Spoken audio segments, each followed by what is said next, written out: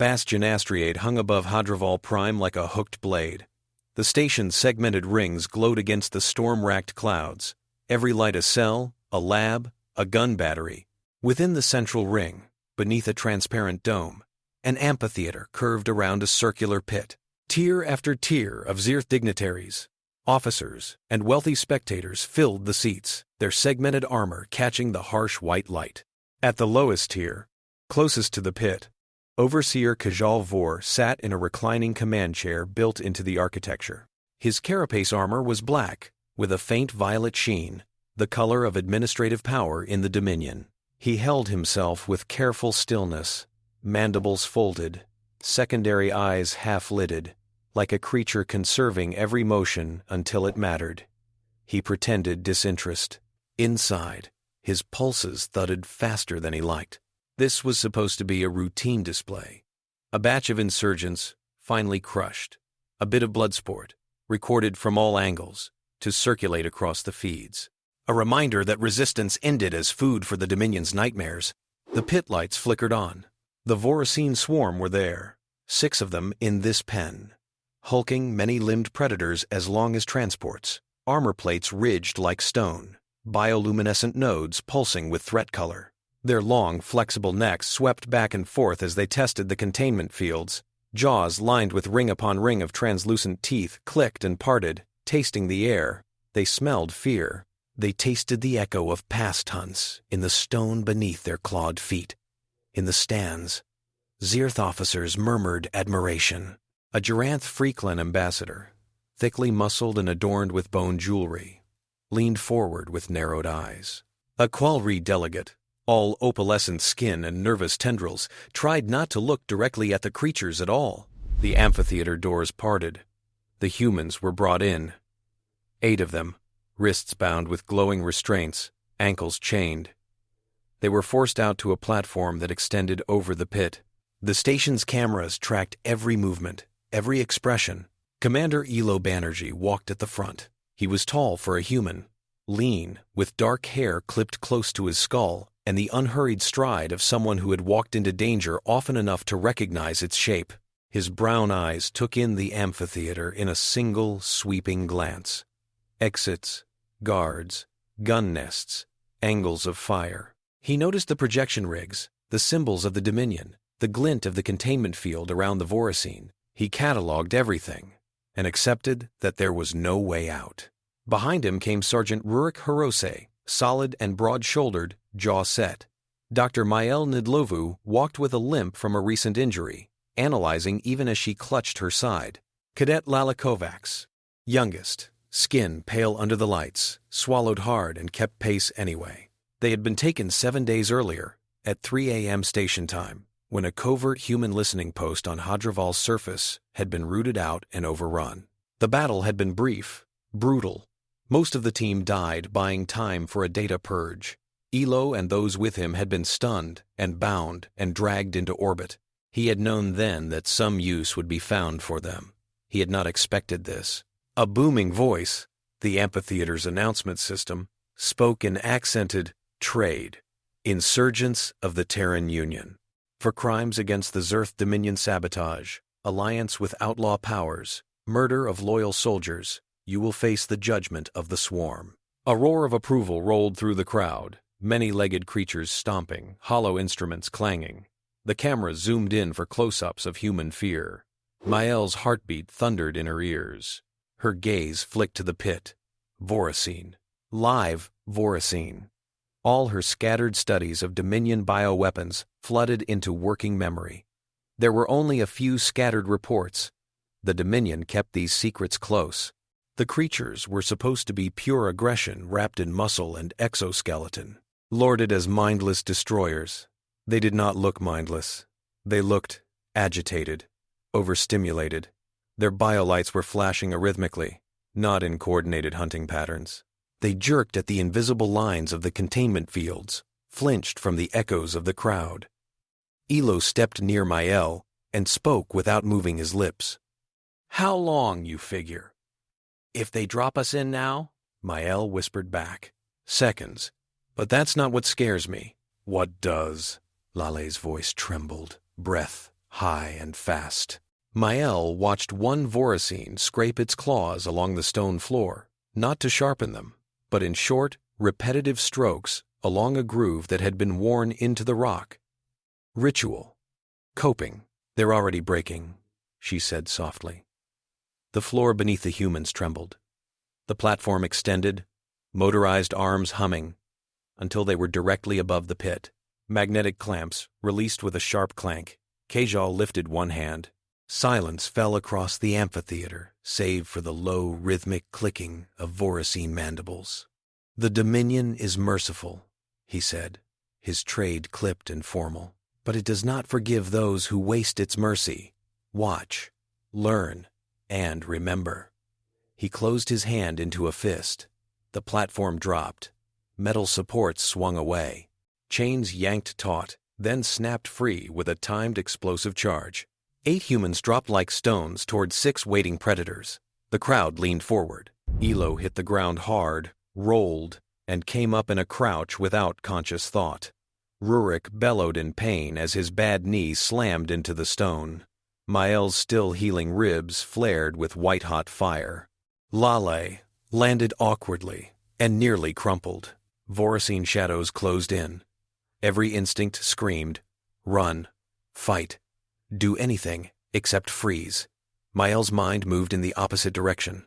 Between one breath and the next, she forced herself into ruthless analysis. She watched the nearest beast extend its neck, nostrils along its jawline flaring, biolights surfacing and dimming in bands. Stressed, over-aroused, pain-conditioned. "Don't stare at the sensory pits," she gasped, struggling upright. "Keep your hands low, palms open. No sudden moves." Rurik glanced at her as if she were mad, but he obeyed. "Soothing voice," Maelle insisted. "Nothing that sounds like their handlers." "How do you know what that is?" Laleh whispered. "I don't," Maelle said. "But I know stressed animals. Trust me." In his command chair, Khejal started to lean forward, then forced himself back. Fascination prickled beneath his carapace. The nearest Voracine lowered its head toward Ilo.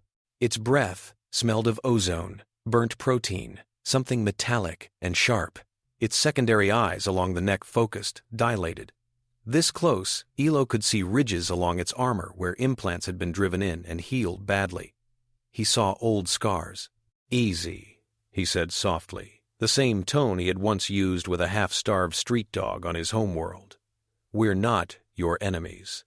The beast did not understand his words, but it recognized tone. It recognized the lack of threat posture. Its biolights shifted, uncertainty rippling along its flank.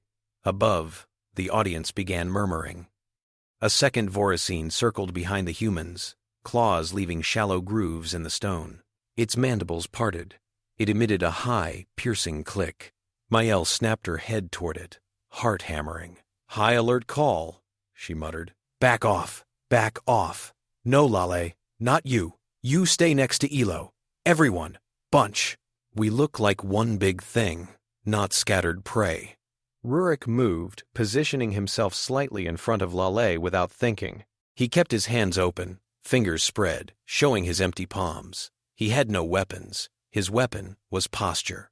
"Easy," he echoed Ilo, eyes locked on the Voracine's biolights, watching for flares of attack color. In the stands, a Xyrth envoy growled in annoyance. "Why do they delay?" she demanded. "Let the swarm feed. They have choice," the Khalri delegate said faintly, tendrils coiling tighter around his armrests. "Choice means unpredictability." Khejal ordered the amplification on the pit's microphones increased. He wanted to hear every human word. He did not yet know why. Laleh forced herself to breathe slowly. Her chest rose and fell in a deliberate rhythm. She watched a third Voracine pacing along the wall, mandibles tapping out a quick, jittery pattern against the stone. "Like pacing in a cage," she whispered. Her mind reached back to a childhood memory. A zoo on New Ankara. A tiger walking the same 6 steps over and over. The smell of too many bodies pressed against glass. Her father's hand on her shoulder, heavy, with a sadness she had not understood then. She looked at these creatures and felt, under the terror, a thread of that same sadness. "Hear me?" she said quietly, not just to the humans. You're not the only ones trapped. The Voracine closest to her tilted its head, as if trying to parse her tone. Laleh lifted her hands. Slowly, very slowly, she brought them together. A soft clap. Another. A rhythm. Low and even. She kept her eyes on the creature's neck, not on the sensory pits. The Voracine flinched at the first sound. Then its biolights began to flicker in something like curiosity. The pulses along its flank fell into rough synchrony with her claps. Maelle saw it, and a dozen half-formed hypotheses lit up in her mind. They're pattern followers, she breathed. We can anchor them. Anchor them to what? Ilo asked through clenched teeth. To us, Maelle said. If we survive the next minute, the largest Voracine, the one with the deepest scar crossing its jaw, finally moved. It stepped toward Ilo. Each footfall sent faint tremors through the stone. Its head lowered until its sensory pits were near level with his face. Biolights flared in a deep violet band along its armor. Attack ready. Ilo's muscles screamed for motion. Years of training shouted calculations. Distance to the wall. Relative position of his people. Vector of a possible dash under those jaws. None of them mattered. He would die before he made it halfway. He did not move. Very deliberately, he sank to one knee. He extended his hands, palms open, arms angled downward. Submission posture, not in his own species' instincts, but in many. Reduced height, no reaching for the throat, no forward lean. The Voracine hesitated. Somewhere in its engineered brain, layers of conditioning warred. The presence of prey in the pit had always preceded violence. Handlers shouting, pain stimulators, the constriction of shock collars. But here, no one had triggered the pain. This prey did something unexpected. It lowered itself, offered no threat. The creature's mandibles clicked. It pressed its snout, a constellation of sensory membranes and cartilage close to Ilo's hands. It inhaled. It smelled a faint tremor of fear sweat, the chemical tang of adrenaline. It also smelled no synthetic bite of weapon residue, no metallic cruelty. It smelled, without a word for it, attention tuned to its own movements, not to the bay doors, not to the crowd, to it. It pulled back slightly. Above, shocked voices rose. Are the restraints still operating? One Xyrth demanded. Containment is at full strength, a technician reported, spines flaring in alarm. Swarm physiology is fully active. Something is different. Different? Khejal murmured. His lower hands tapped the armrests of his chair in a measured sequence. Focus on the humans. Magnify. Rurik, seeing the way the largest Voracine's biolights shifted, copied Ilo's posture. One knee, arms down, head slightly bowed but eyes still up enough to track motion. Good boy, he said hoarsely, voice barely above a whisper. That's it. We're not your problem. The Voracine did not know the word boy. It knew only that his tone matched Ilo's. Low, calm, not the harsh bark of Xyrth orders. Maelle watched the creature's patterns, her mind snapping observations into place faster than she could name them. They're scanning us the way they scan each other, she thought. Looking for rank, for challenge. They're not just berserk engines, they have context. A metal shard lay near her hand, a piece of shattered shackle. On an impulse she did not fully trust, she picked it up and tossed it, gently, not at a Voracine but to the side, where it clattered against the far edge of the pit. Every head in the amphitheater turned toward the sound. Every Voracine head turned too. One of the smaller beasts, nearest the shard, bounded over with sudden, almost pup-like enthusiasm. It pressed its snout to the metal, then looked up as if expecting something. It shifted its weight in a way Maelle recognized from old holos of working dogs waiting for another thrown object. Her heart stumbled. Oh, she thought.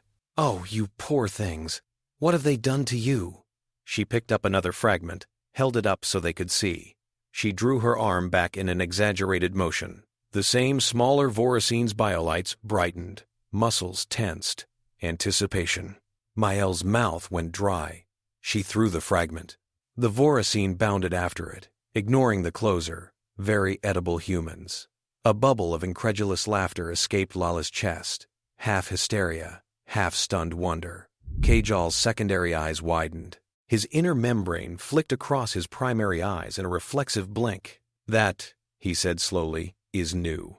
On the other side of him, Admiral Teshk Avar, in battle-scarred armor, bared his mandibles in distaste. "Slaughter them and be done," Teshk snapped. "The swarm hesitates only when starved or confused. They will adjust. This human performance is irrelevant." Khejal did not answer at once. He was no soldier. He was not bound by Teshk's hunger for clarity through violence. His power lay in seeing patterns, turning anomalies into leverage. And this was not irrelevant. He rose halfway from his chair and gestured sharply. "Hold." The pit's floor hummed. A low-frequency field pulsed outward. Every Voracine flinched, then froze, muscles locked in place. Their biolights dimmed to a sullen simmer. The humans stayed where they were, breathing hard.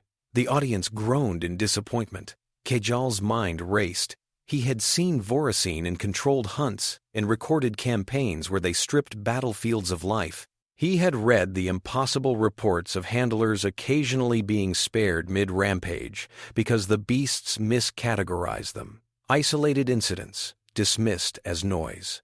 This was not noise. This was systematic. The human in the lab coat, he had skimmed the file doctor. Maelle Nidlovu, behavioral specialist, some kind of mind doctor. The young one with the nervous eyes and fast hands. Cadet Laleh Kovacs, data analyst.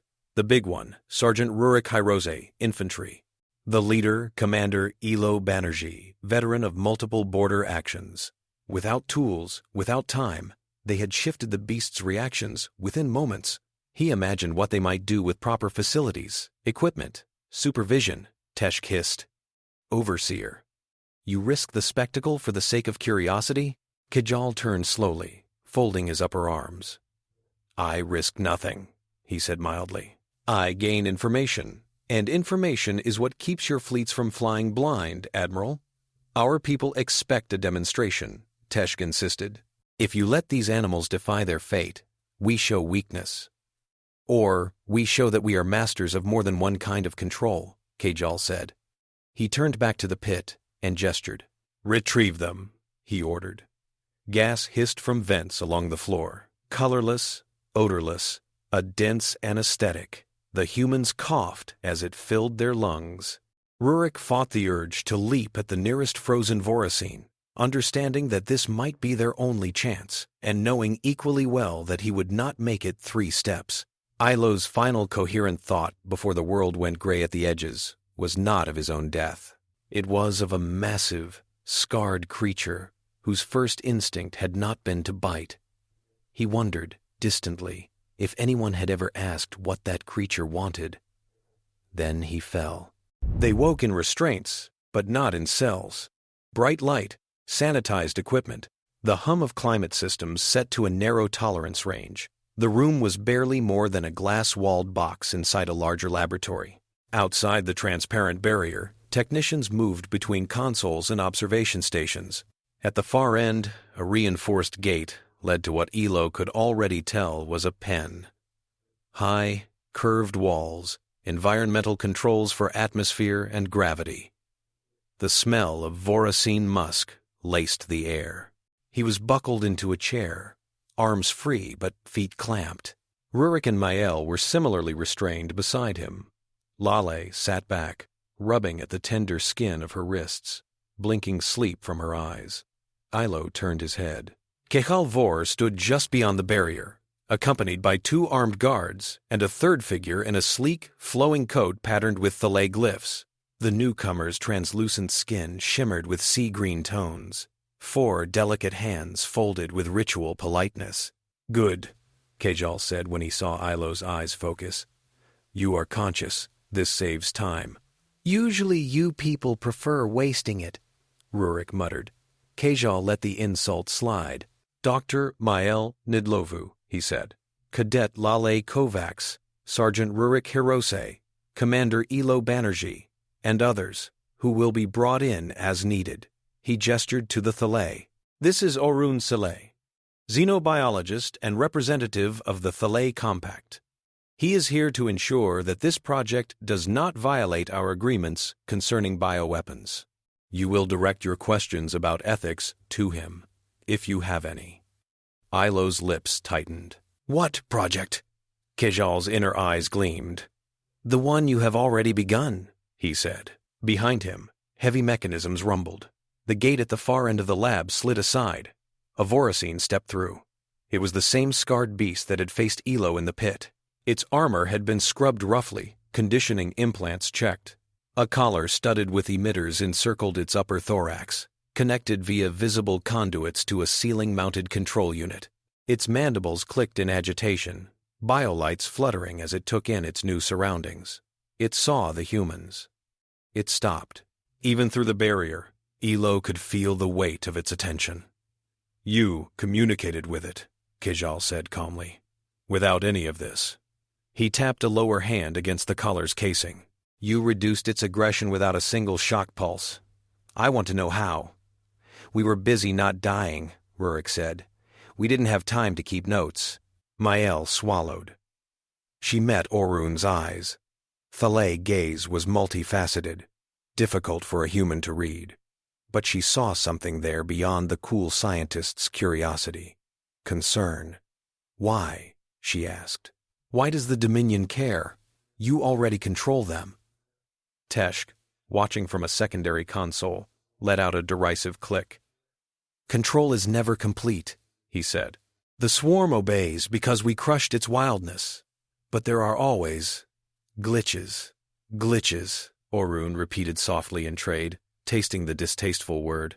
Episodes where Voracine ignore orders, attacks on handlers, sudden freezes on the battlefield. Your scientists explain these as random failures. He glanced at Khejal. Others think something is missing from your conditioning. The Laleh, Teshk said, think too much. That is why you hired us to monitor your treaties, Orun replied. Khejal spread his hands. This is not a torture chamber, he said to the humans. Not for you.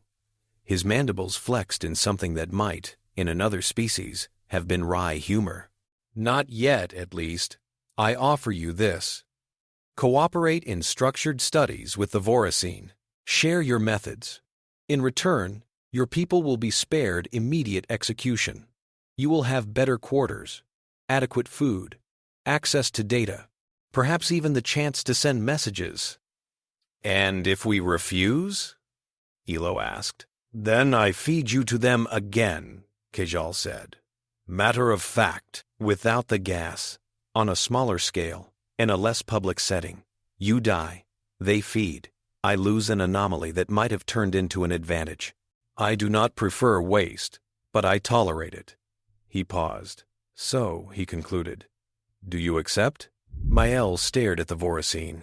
It stared back, biolights pulsing in a slow, confused rhythm. She thought of terrified children on frontier moons, taught to hide in bunkers when the swarm was deployed.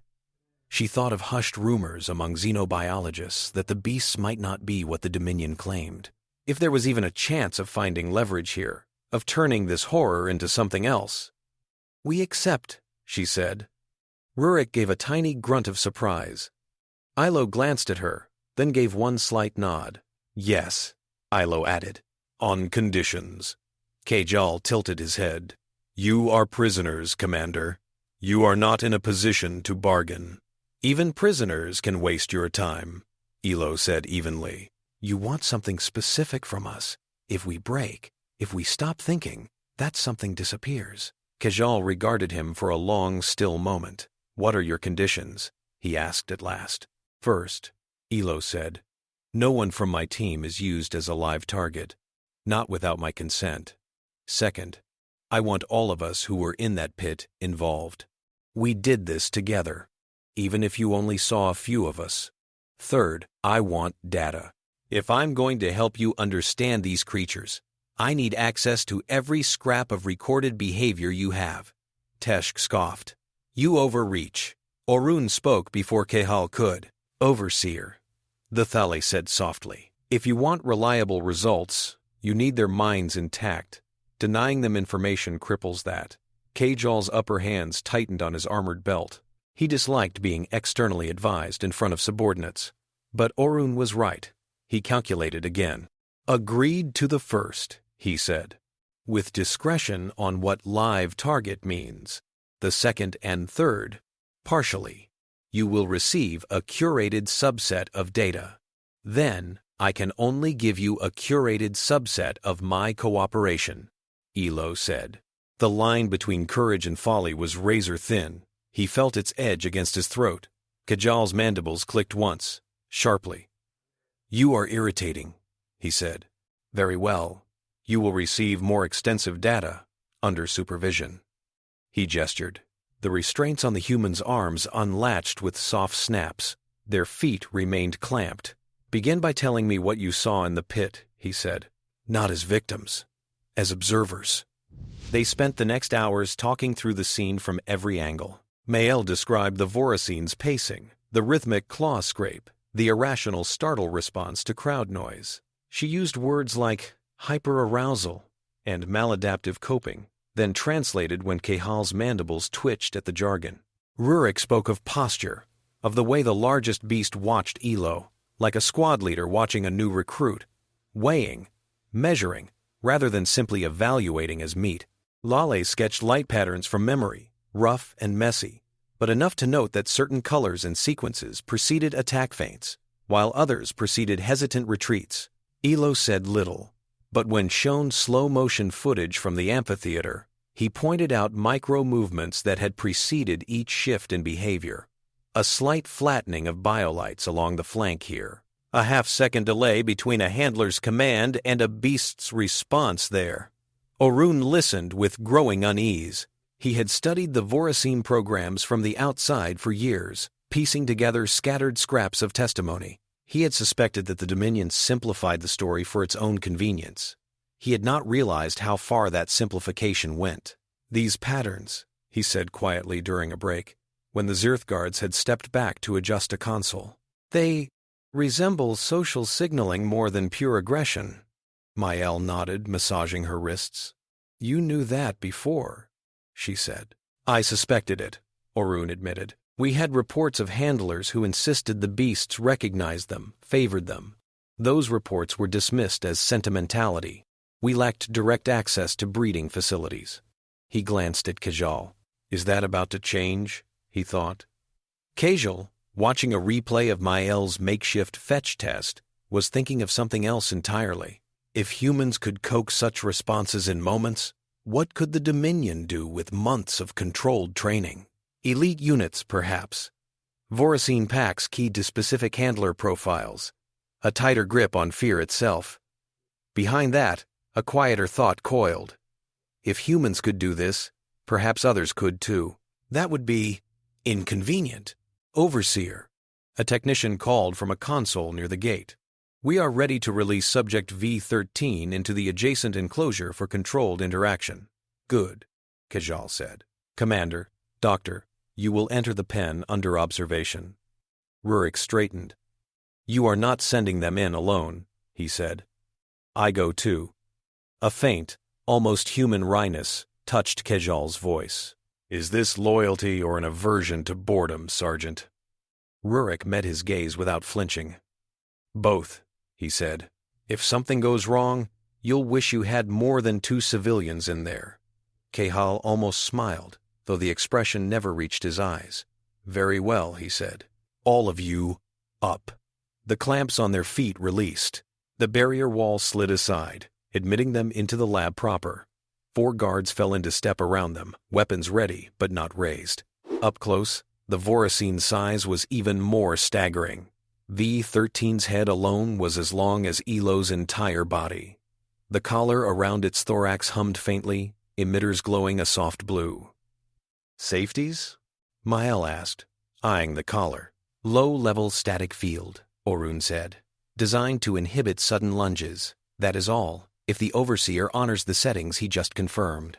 Maelle filed away the tiny barb implied in that last phrase. The gate groaned open. V-13 stepped into the pen. Its eyes, clusters of lenses buried in membranous sockets, locked onto the humans immediately. Biolights along its forelimbs flared. Rurik felt every hair along his arms stand on end. Remember, Maelle murmured. Lower stance.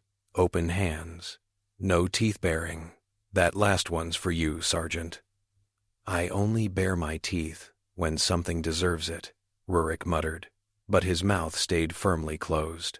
They spread in a shallow arc, not too wide, not quite shoulder to shoulder. Ilo positioned himself slightly ahead of the others, offering himself as first point of contact. V-13 stepped forward. Its claws scraped stone. The lab's air filters throbbed as they sucked in the heavy, musky exhalations. A faint electronic chirp echoed from the collar as the static field throttled a sudden surge of speed. The creature flinched and hissed, mandibles flexing in annoyance. Maelle seized on that. See, she said, in a low, soothing tone. They hurt you when you move. V-13's nearest sensory pits twitched at the sound. They stop you. They shock you. They point you at things and tell you to break them. Maelle went on. We're not doing that. Hear the difference? V-13 did not parse her words, but it understood voice color, understood that these sounds did not precede pain. Ilo extended one hand, fingers spread. Easy, he said again, the same tone as in the pit. He kept his gaze on the bridge of V-13's nose, not the sensory nodes. He breathed slowly, willing his racing heart to slow. For endless seconds, nothing happened. Then V-13 lowered its head. Carefully, as if expecting some trap, it touched the armored pad of its snout to his palm. The contact drove every lingering fantasy of escape from Ilo's mind. The beast's skin was rough and warm through the thin calluses of his hand. He could feel the faintest tremors of muscle beneath the armor. He felt it inhale again, tasting his scent. Behind him, Laleh made a soft, involuntary sound. V-13's head snapped in her direction.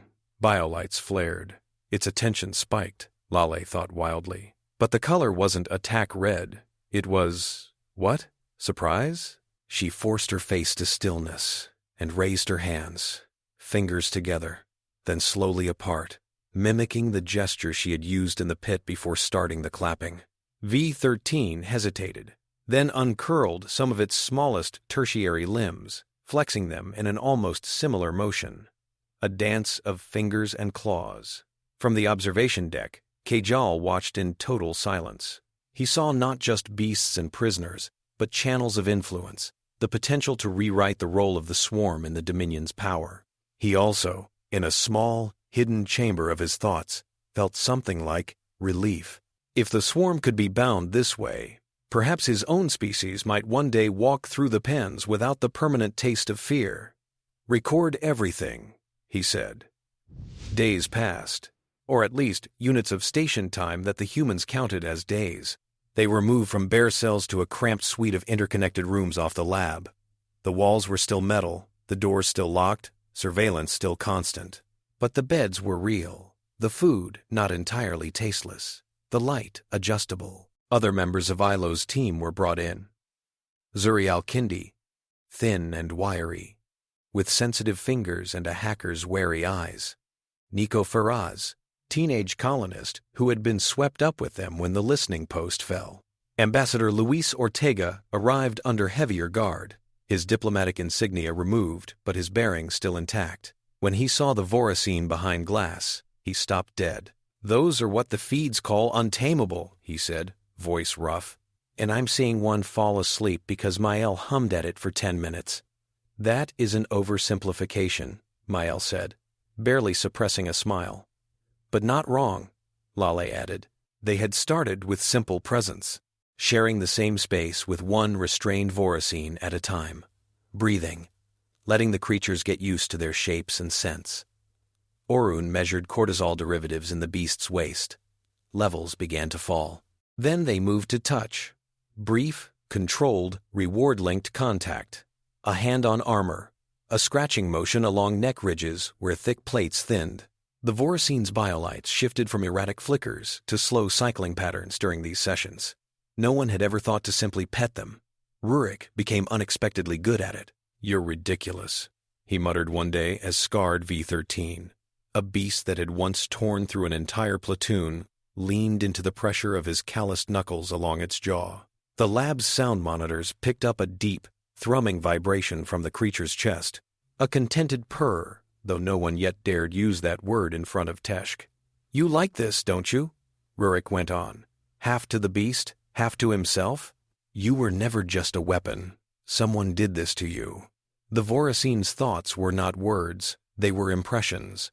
But if they could have spoken, V13 might have said, "Warm touch, no shock, no rage stink. This one sees me."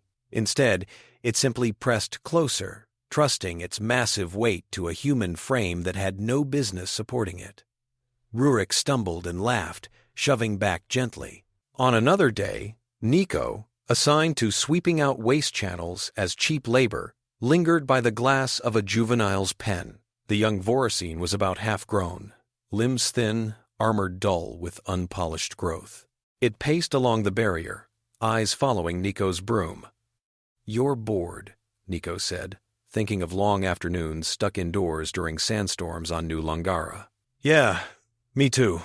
He pulled a scrap of fabric from his pocket and tied it to the broom's end, making a flapping streamer. He swept it in loose arcs. The juvenile tracked the fluttering cloth. Its biolights, which had been dim and sullen, brightened in uneven bursts. It darted after the streamer, pressing its nose to the glass where the cloth brushed. Nico grinned. "There we go," he said. "You're just a big kid, huh?" He danced the broom faster, then slower, watching the beast match his tempo.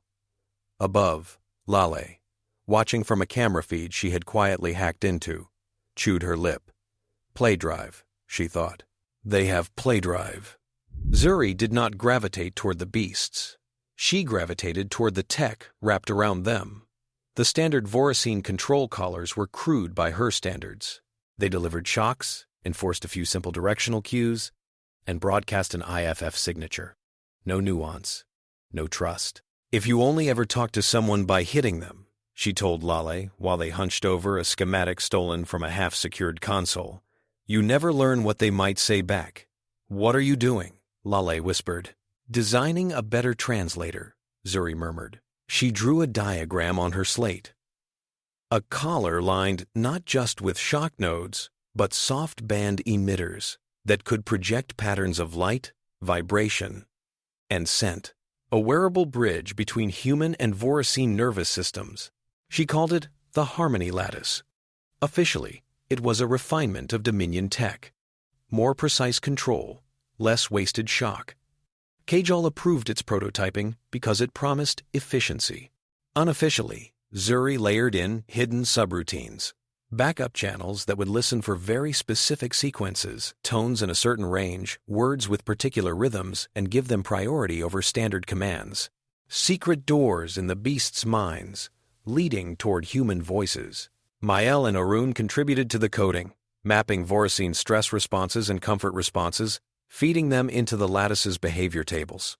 "We are not just making them easier to use in war," Arun said one evening, voice low, as they watched V13 test the first prototype. "We are also giving them a say, if we succeed." "A say?" Maelle echoed. "In their own way," Arun said. "If we can read their signals accurately, they can refuse in subtler ways than biting their handlers." Maelle thought of the claw scratches in the amphitheater pit. "They've been refusing for a long time," she said. No one wanted to listen. The order to travel to Moravax arrived at 06 a.m. station time, 12 days after the first pit incident. Khejal received it in his private office, encrypted and wrapped in the Dominion's highest security codes. When he broke the seal, Teshk was present, as was a small holoproxy of a distant minister on Irixhal. "The High Command is interested," the minister said, words carefully neutral. "You will bring a demonstration unit to Moravax. We will test the new protocols in proximity to the breeding grounds. The Laleh may observe, as per treaty." Behind the minister's holographic shoulder, Khejal glimpsed the architecture of Irixhal's central spire. Towering, cold, unyielding, he bowed his head. "As ordered," he said. He did not show the faint nausea that tightened his thorax. Moravax was not a place overseers visited unless something had gone very right or very wrong. It would be both. The Crucible of Chains docked at Bastion Astriade 3 days later. The dreadnought's hull was studded with Voracine pods, each one a hardened, self-deploying capsule. Inside, dormant swarm units pulsed slowly, waiting for release signals. Ilo stood on an observation deck as the great vessel filled the viewport, feeling the thrum of its engines through the station's bones. "Looks like someone stitched a fortress to a funeral barge," Rurik said beside him. "Accurate," Ilo murmured. "They move entire packs with those pods," Maelle said quietly. "Drop them onto cities. If they breach the defenses, nothing lives."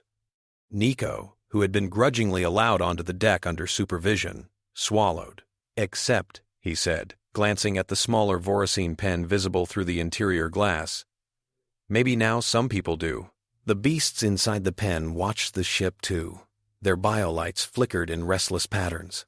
They remembered movement, new worlds, new smells. They had no words for hope or dread. They had only the memory of pain that followed most journeys. The journey to Moravax began at 08 p.m.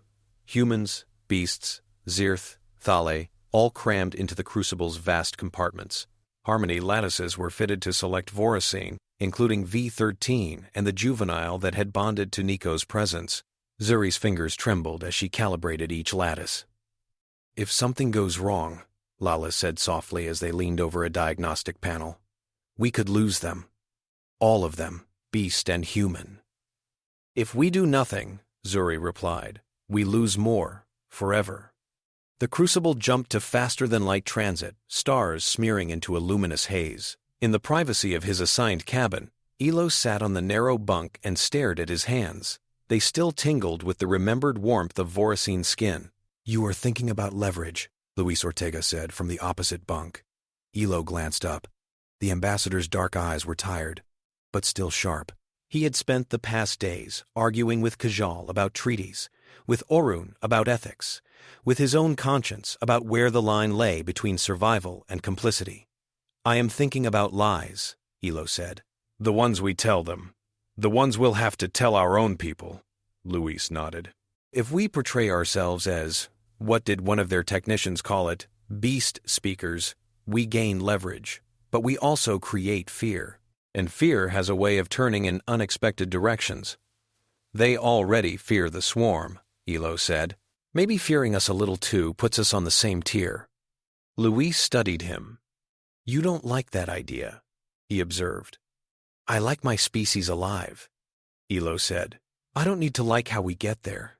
He thought of another thing he did not say aloud.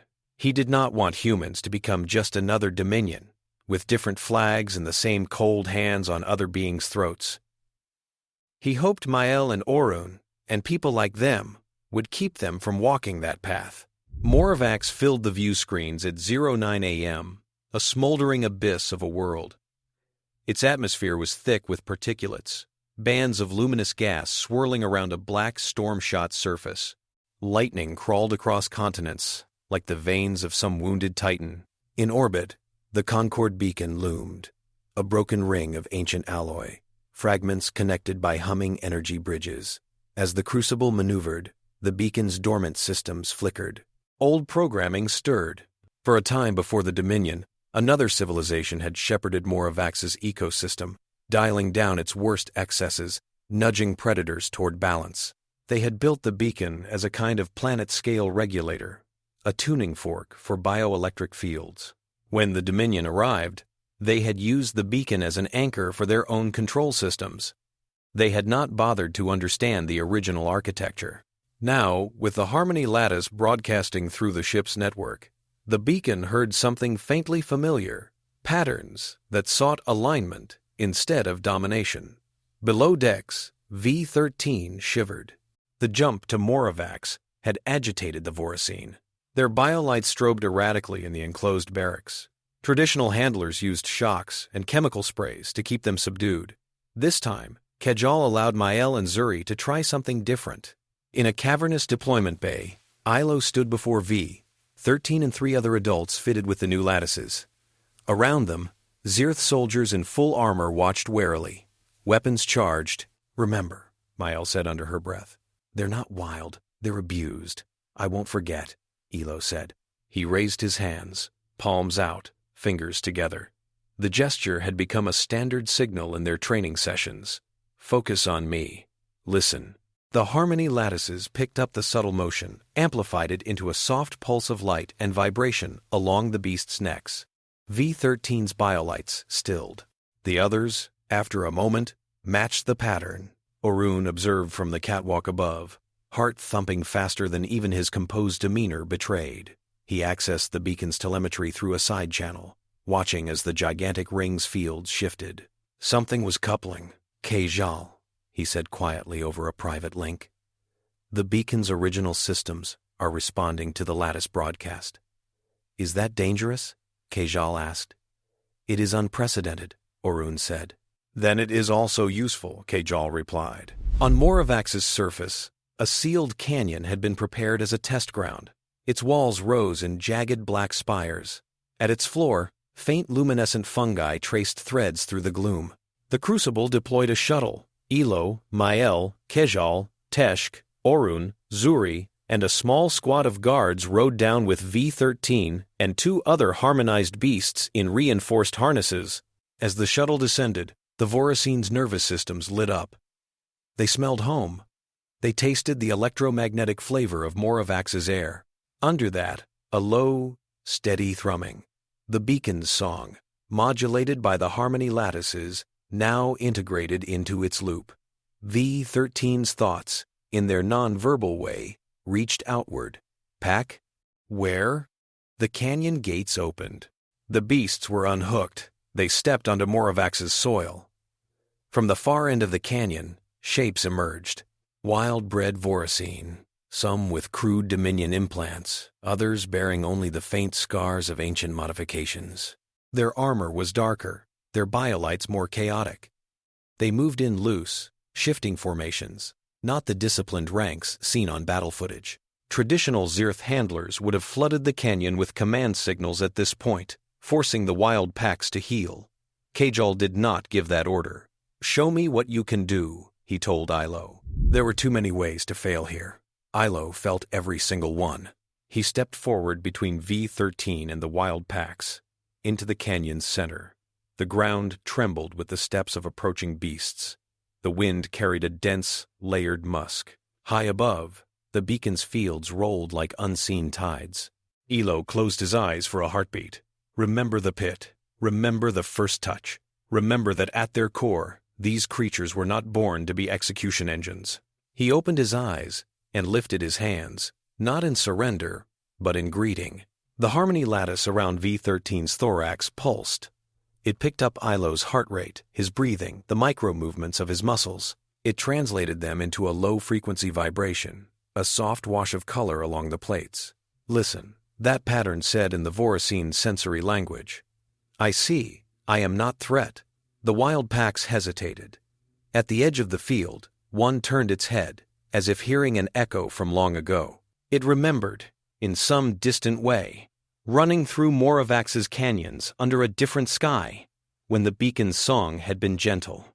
It took a step forward, then another. The beacon intensified its synchronized hum. Through Zuri's console on the shuttle, a cascade of data scrolled. Bioelectric potentials, resonance frequencies, signal lags. Her mind barely registered the numbers. She watched instead as V-13 lowered its head and emitted a soft, throbbing click. A greeting, the wild Voracine answered. Something opened. Ilo staggered as a rush of sensations crashed over him through the lattice. It was not words, it was smell images. Cold stone after a storm, the metallic tang of blood, the electric taste of shock fields. It was the pressure of packs around him on all sides, the comfort of shared heat. It was pain, so much pain, layered and layered again. Maelle, monitoring his vitals, saw his heart rate spike. Steady, Ilo, she called. You're just the bridge. Don't drown. He exhaled shakily and focused on one thing, V-13's presence beside him, the steady, grounding sense of its massive body. The attention it turned toward him, waiting. He placed his hand on its neck ridge. We're here, he whispered, not caring whether anyone else understood. We are not your enemies. V-13 emitted another pattern, this time mimicking the slow, even-breathing Ilo had used to calm it in the pit weeks ago.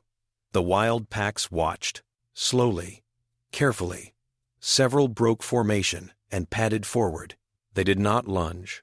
They formed a rough semicircle around Ilo and V-13, biolight shimmering in an expanding ring.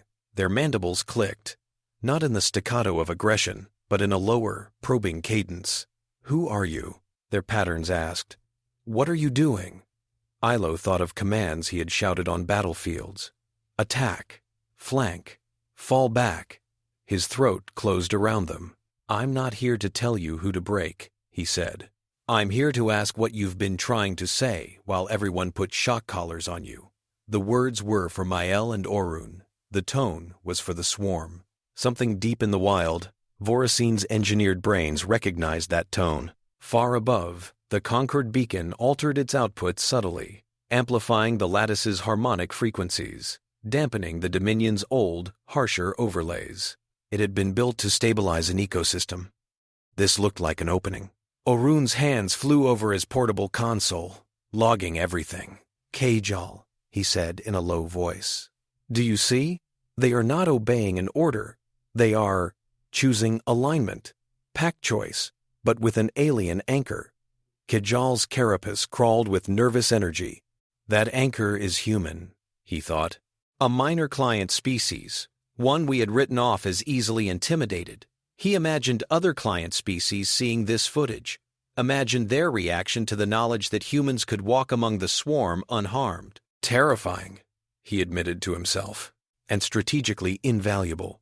Teshk, watching from the shuttle ramp, did not see opportunity. He saw an unstable weapon. If they form any bond beyond our control, the Admiral thought, they must be reset by any means. He made a private note to have the wild packs culled after the test.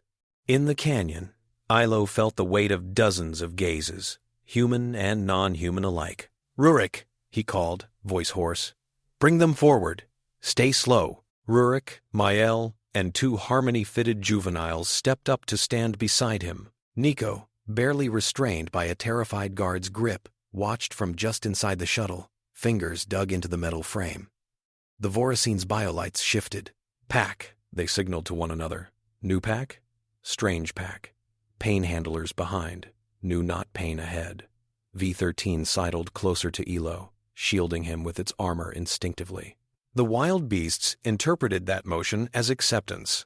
They adjusted. In that moment, a fragile, unprecedented bridge formed between three species: Voracine, human, Laleh. It would not last long unchallenged. The leak began as a single file. A technician on Bastion Astriade, moved by the pit incident and increasingly disturbed by what he saw in the labs, copied a short clip to a private device. It showed V-13 lowering its head onto Rurik's shoulder, armor scraping slightly, and Rurik's hand rubbing along a scar.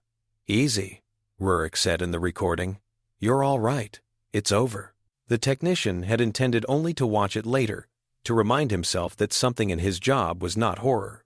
Instead, a Qualry trade runner with access to the station's lower decks acquired the file in a game of cards. She thought it would amuse colleagues. Humans cuddling a weapon. Within 3 days, the clip had traversed half a dozen informal networks. On a Thalai research vessel, a junior analyst watched it and forwarded it to his cousin on a frontier world. On a Xyrth clan ship, a warrior stared in disbelief, then showed it to her chieftain, who laughed and said, "If humans can scratch belly plates with impunity, perhaps we have misjudged them." On a Terran Union courier, a smuggled feed burst through several layers of filters and landed in a quiet back channel. The image of a massive predator leaning into a human's touch burned itself into multiple cultures' imaginations. Rumors grew. Humans walk among the swarm without armor. The beasts refuse to bite them. They whisper in their ears, and the monsters lie down. The Dominion couldn't suppress all of it. They tried. They flagged, deleted, arrested. But every deletion made the rumors more seductive. When the High Command ordered a grand demonstration, they did so with a new nervousness. "Deploy the swarm widely," the minister on Irixhal had told Khejal. "Show that they still obey. Use the new lattice control if it makes them faster. Crush several uprisings at once, and for the sake of stability, Overseer, make sure those humans dance to our tune." Khejal had bowed. Now, as fleets assembled at Selen Gate and other hubs, he stood on the Crucible's command deck and fought down an old instinct, the urge to stall. He had climbed the hierarchy by never openly contradicting orders. He did not know how to disobey without being crushed. But he had seen Ilo walk unarmed through a wild pack on Moravax. He had felt, in the faint tremor of the deck beneath his feet, the way the Voracine's rage could be redirected.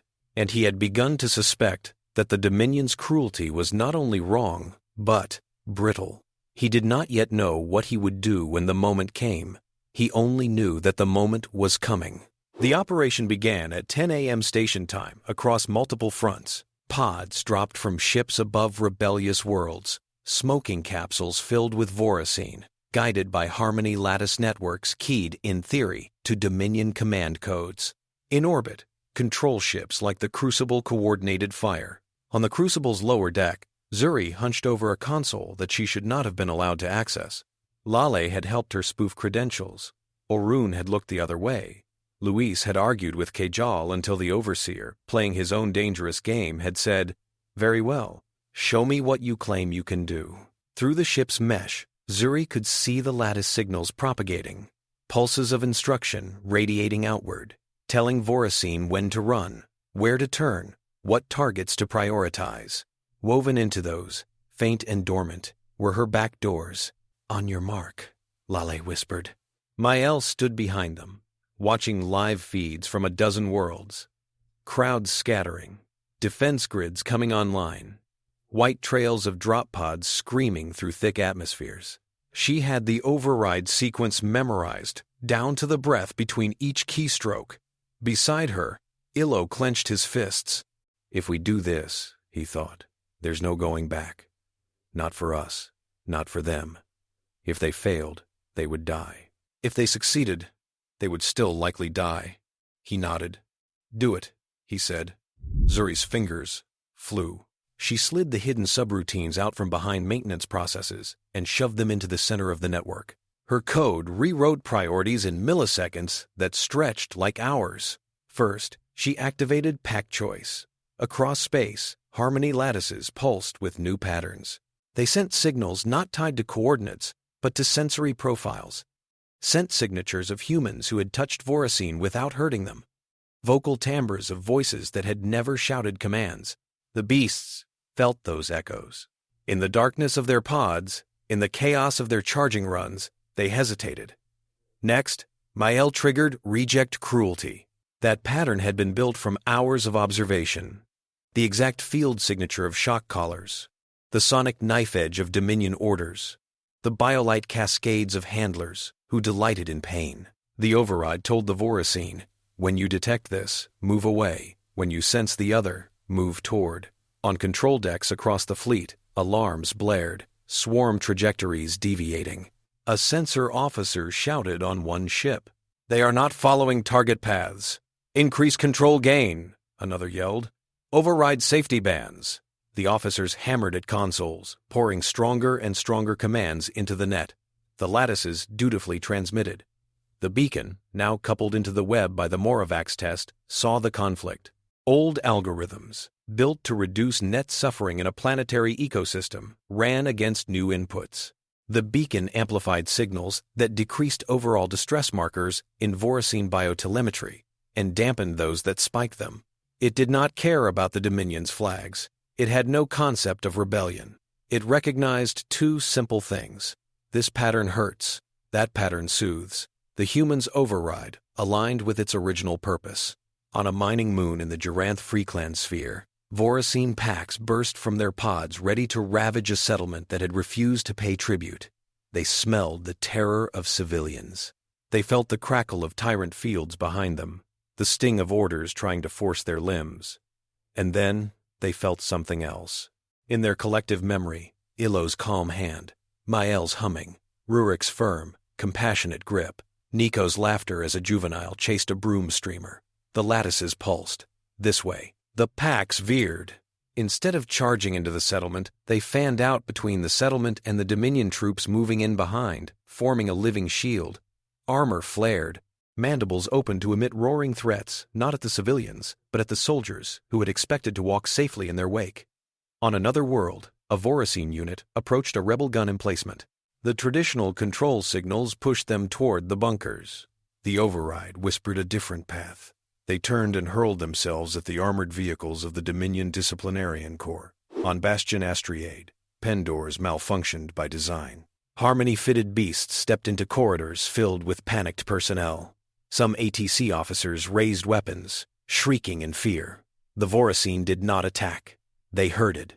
They snapped and roared and stamped, driving people away from structural weak points that might collapse under crossfire. They caged a group of guards who were trying to reach the central shock generators, surrounding them but never closing teeth.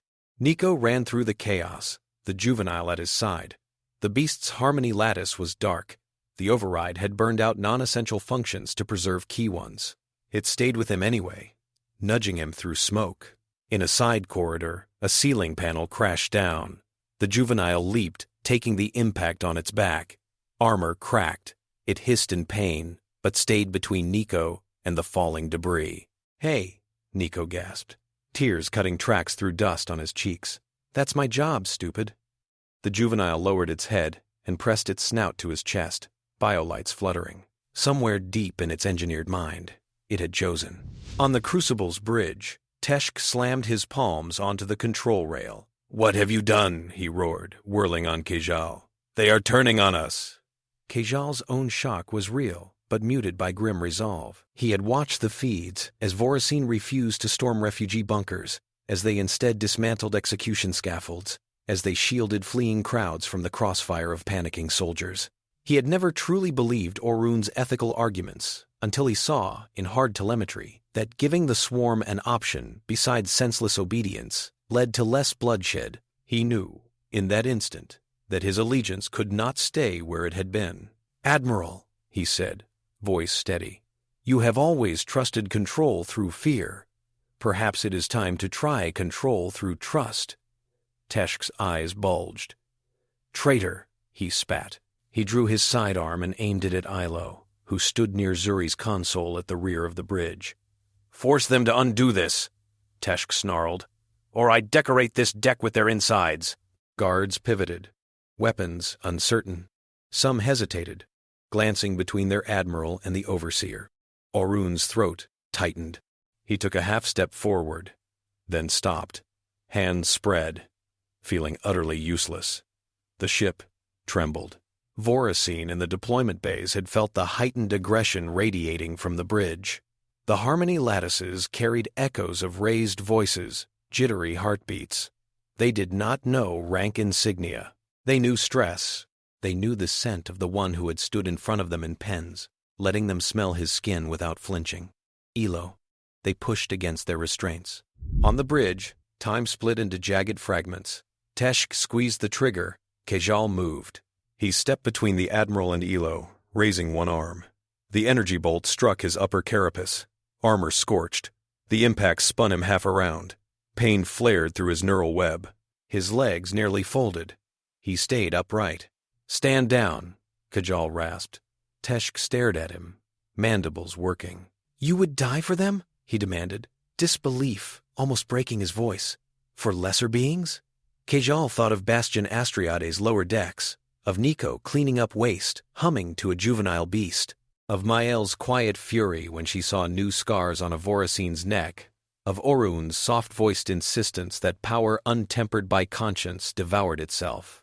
"I would die," Khejal said, surprising himself with the clarity of the words, "to prevent you from breaking the only path I can see that does not end in endless slaughter." The doors to the bridge buckled. V-13 and two other adult Voracine burst through in a shower of twisted metal. They had not come alone. Harmony-fitted beasts from multiple bays had converged, following the emotional beacon of their bonded humans. They towered over consoles, claws gripping the deck plating. For a frozen second, everyone on the bridge thought they were about to be torn apart. Instead, V-13 swung its head and slapped Teshk's gun from his hand with a controlled strike of its snout. Another beast interposed its bulk between the armed guards and the cluster of humans near the consoles. Weapons went up. Fingers tightened. Ilo, moving on instinct, threw his hand up, fingers spread in the now familiar gesture. "Down!" he shouted, voice cracking. The Harmony Lattices flared, amplifying the command. Across the deck, Voracine dropped into a low crouch, claws splayed, jaws open but motionless. They pinned Teshk and his most aggressive loyalists with their weight, careful not to crush. One beast placed a single claw tip against Teshk's chest and applied pressure just enough to knock the wind from him. "Orders?" one of the Xyrth guards whispered, weapon trembling. Khejal straightened as much as his injured carapace allowed. "Admiral Teshk is under arrest for gross negligence and endangerment of Dominion assets," he said. Teshk choked. "You cannot do this," he spat. "You will tear the Dominion apart." Khejal looked at Ilo, then at Orun. "The Dominion is already tearing itself apart," he said softly. "Perhaps we can reassemble something better from the pieces." He knew he might not live to see it, but the path existed now, and that was more than there had been at dawn. On the view screens, the swarm continued to choose. They brought down weapons platforms, not schools. They ringed government palaces where tyrants cowered, but let unarmed staff flee. They tore apart penitentiary walls and then herded prisoners away from conflict zones. Elsewhere, human trainers and spontaneously bonded civilians coaxed, guided, begged, and danced with the swarm through the patchy interfaces the Harmony Lattices provided. The galaxy watched and saw that the monsters it had feared did not have to be instruments of terror. In the weeks that followed, a fragile calm spread through regions that should have exploded into chaos. The Xyrth Dominion did not collapse overnight. Empires rarely did. But its aura of invincibility cracked. Frontier worlds saw that the swarm could be turned. Middle-tier powers like the Laleh Compact and Khalri Confluence realized that they no longer had to fear instant annihilation at the hands of Voracine packs if they displeased Irixal. Hearthlink councils sprang up first as improvisation, then as necessity. On a battered mining station orbiting a red dwarf, 3 humans, a Thalay scholar, and a Juranth clan captain sat at a table with a juvenile Voracine dozing nearby, its Harmony Lattice dark. They argued about border definitions while absent-mindedly scratching the beast's armor. On Bastion Astriade, now haltingly converted from pure prison to research and rehabilitation hub, Ilo walked through the old amphitheater. The pit had been filled in halfway, turned into a training ground with softer surfaces and environmental stimuli. The seats now held not jeering dignitaries, but curious onlookers from multiple species. Below, Rurik ran a coordinated exercise with a pack of 4 harmonized Voracine. He shouted commands. Hands rose, gestures slicing through the air. The beasts moved like a living tide, forming walls, channels, shields. Children laughed at the sight. Nico leaned on the railing. The juvenile turned adult, still nameless in official records, known to him as Bud in private, resting its head beside him. Its lattice hung loosely, more ornamental than necessary. A visitor from the Khalri confluence, tendrils quivering, stood a careful distance away. "You stand very close," the Khalri said uncertainly. "Do you not fear sudden reversion?" The Voracine's biolights flashed in a short, amused pattern. It bumped Nico's shoulder, almost sending him sprawling.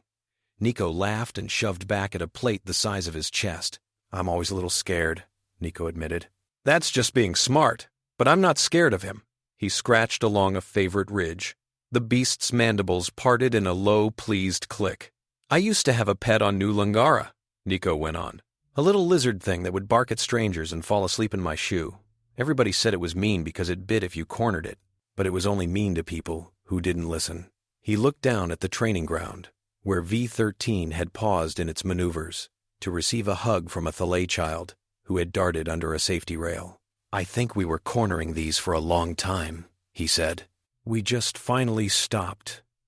Ilo heard him as he passed and did not correct his grammar, though the part of his mind that still thought in orders and regulations twitched. He paused at the edge of the pit and rested his hands on the railing.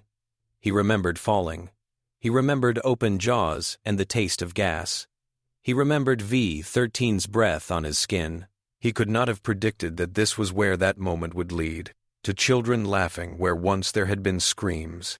Beside him, Khejal limped slightly as he approached, the scar on his carapace a permanent reminder of Teshk's shot. "We are still alive," Khejal observed. "For now," Ilo said. "We hold a fleet together with half its admirals in custody and the other half watching them carefully." Khejal went on. "We soothe nobles by promising that the Swarm will guard their palaces if they sign new accords. We teach recruits not just how to fire rifles, but how to interpret biolight patterns." He shook his head slowly. "If anyone had described this to me a year ago, I would have recommended a mind-clearing procedure." "And now?" Ilo asked.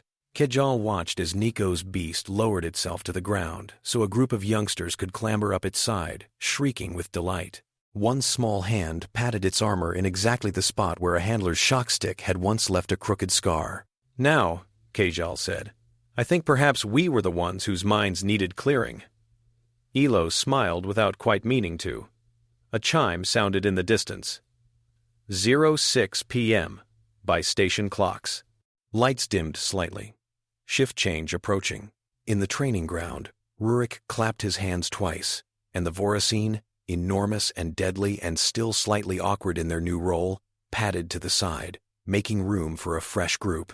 The galaxy outside remained dangerous. Factions plotted. Old grudges simmered.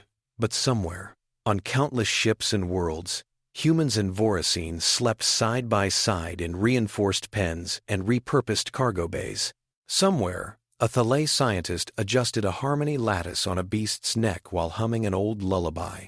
Somewhere, a Xyrth warrior worked out tactics that involved armored packs shielding trade caravans instead of raiding them. The Dominion had tried to make an example of humans by throwing them into a hole with monsters. Instead, they had forced the universe to watch as humans did something no one else had thought to try. They treated the monsters like someone worth talking to.